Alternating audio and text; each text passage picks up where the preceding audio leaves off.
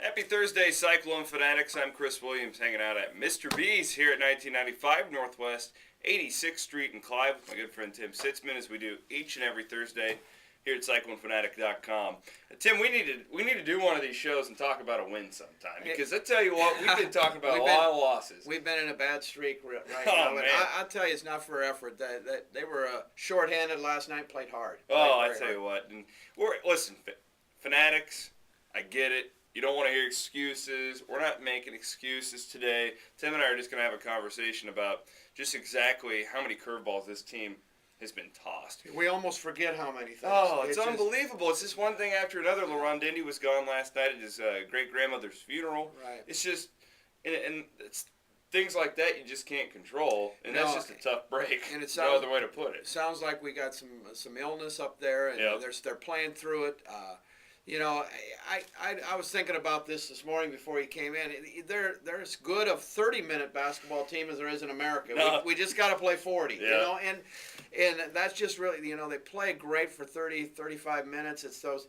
But if you look at the game of basketball, the game starts at about the 6-minute mark, and really that's when everybody's got to make it happen. That's a good point. They set themselves up and they stay in the game, but that last 6 minutes, you better be able to play basketball and not make mistakes. And then they've just been, this whole season we've talked about it. It's unbelievable. Just been a roller coaster. Now, Tim and I were also talking before we started this thing. This would be a really good opportunity.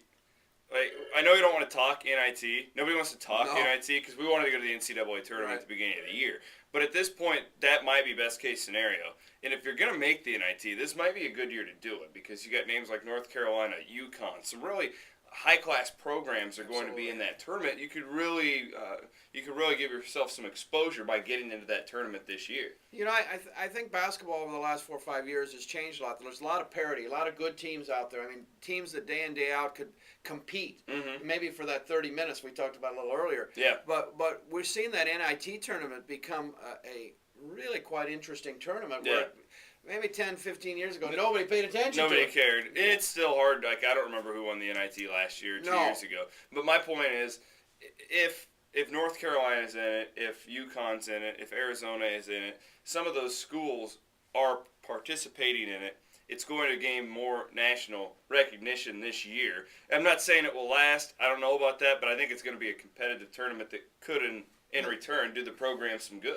And it gives all those young men an opportunity to play the game a little longer, to get better. And everybody, it's no different than football. When you go to those bowl games, you're still practicing, you're still competing. Exactly. And that's what a coach looks for, is can I get more reps with the basketball? Can I teach them a little bit more? And the game has changed, Chris. You've talked to me about it off camera, that a lot of these kids come in, they only are in college 1 or 2 years. They're gone. Yeah. I mean, it's so. They used to be there for. They wanted to play for Iowa State. Right. Now they want to get to the NBA or make some money. It is a way, a means to an end, for them. And I really think that we're changing with it. And we get back to the subject at hand. Iowa State, for what's happened to them all year long, has been competitive.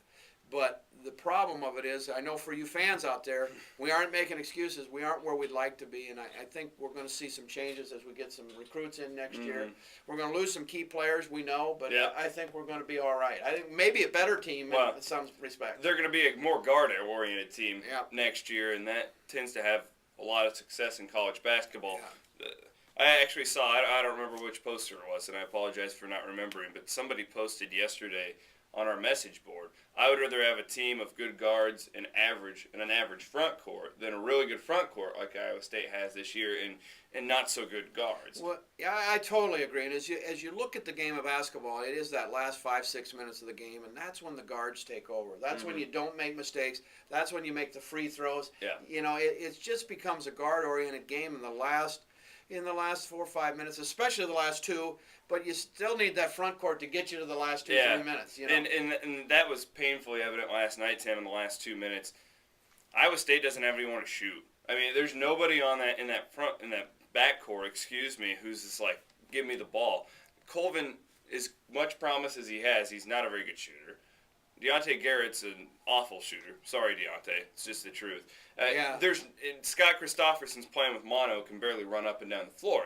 There's some serious issues in that backcourt. If that's cured this year, we're probably having a whole different conversation at this point in time. You know, we're on the edge of any kind of conversation in this year because so many things have happened. But the backcourt has got to improve if Iowa State's going to improve you fans out there for the next couple of seasons. And I really think they can.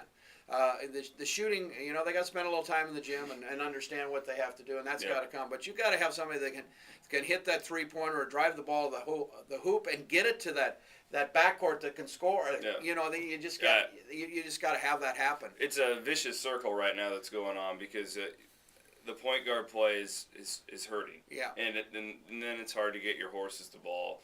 And it's just a vicious circle. It's happening every single game. It feels like we're having to write the same game story in the same conversation. And we aren't making excuses. We really aren't. We're just kind of analyzing our feelings. I really think they're in a real tough streak. You know, they're going to Kansas, which is, you might say, you could say, arguably the number one team in the nation. Yeah, that's what they're ranked. They certainly handled Texas very easily. Certainly the toughest game in the conference, especially when you go into Lawrence and try to win a ball game. It's not easy. It isn't easy, and we're shorthanded and all that kind of thing. But we have to play in that conference. We're in the Big 12, and we have to play in that conference, and we have to compete. So I know Coach McDermott knows that, and I think we're going to see an improved ball club as we get through these few years and his recruits start. You know, he's just had so many things happen to him, and no excuses. It happens to every team out there. I understand it, but it seems to be a cloud over Ames right now, and we got to live with it and be good fans and hang in there. Stay with the team. Maybe the sun's going to come up tomorrow. We It hope. already did today. We hope. Hey, you mentioned competing. It's tough to compete with Mr. B's as far as Valentine's Day gifts, doesn't it? It's phenomenal. You know what?